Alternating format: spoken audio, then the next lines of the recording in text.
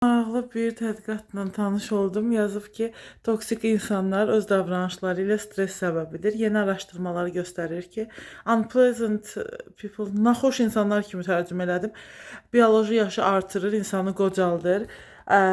Stres bioloji yaşı artırır. Bu artıq bizə məlum səbəbdir. Yeni bir məlumat deyil. Bioloji yaşa toksik insanların təsiri barədə araşdırma aparılıb. Ətrafda toksiklərin bulunması 1,5% yaşı artırır.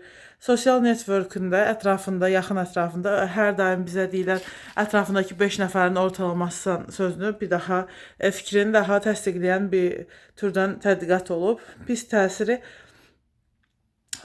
toksik insanların fiziki sağlamlığa, eyni də mental well-being-ə təsiri, dost, ailə üzvü ilə ilişki, yəni münasibət, dəstəkləyici və pozitiv sağlamlığa və mental well-being-ə. Biz bilirik ki, adətən cümləni elə tərsə məsəb tərcümə eləmişəm ki, deməli, dostlar ayrı qrupa ayırır, ailə üzvlərini ayrı qrupa ayırır, bir də həyat yoldaşlarını ayrı qrupa ayırır bu tədqiqat. Hamıya məlumdur ki, insanın ətrafında yaxşı ailə üzvü, yaxşı dostlar, yaxşı onu dəstəkləyən həyat yoldaşı olanda, bu dəstəkləyici münasibət halında və pozitiv şəkildə insanın sağlamlığında, özünü samachustviyada falan yaxşı təsir göstərir. Ətrafda hər cürəndəsindən xoşbəxtlik yağan, həyatı qaymaq kimi olan insanları görəndə artıq anlayırıq, çoxumuz onlara həsəd aparırıq. Deməli, toksik dost və ailə üzvləri hansı ki pasiv-aqressiv davranışlarda bulunurlar və onlarla yola getmək həqiqətən çətindir. Onlar nəhəng stres səbəbidirlər. Stressor deyirlər də buna.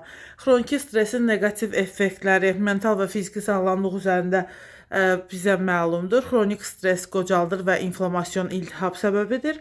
Sosial networkdə hustlers bu tipdə adamların mövcudluğundan danışıb. Hustlerslər kimlərdilər?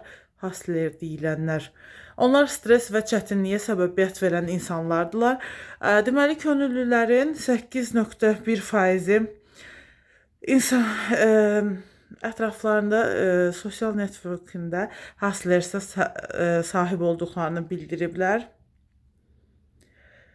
Könüllülərin 28,8%-i bildirib ki, ətraflarında bir və daha çox toksik insan var. Tədqiqatlar bunu göstərir. 10% könüllü isə 2 və ya daha çox toksikə sosial networkündə sahib olduğunu bildirib. Sosial networkdə qadınlarda daha çox bu tip insanlar daha çoxdur, nəinki kişilərə nisbətən. Yəni qadınlarda ən az bir toksik adam mütləq var sosial networkdə. Toksik ailə üzvləri ya toksik dost daha ciddi effekt verir, nəinki toksik həyat yoldaşı.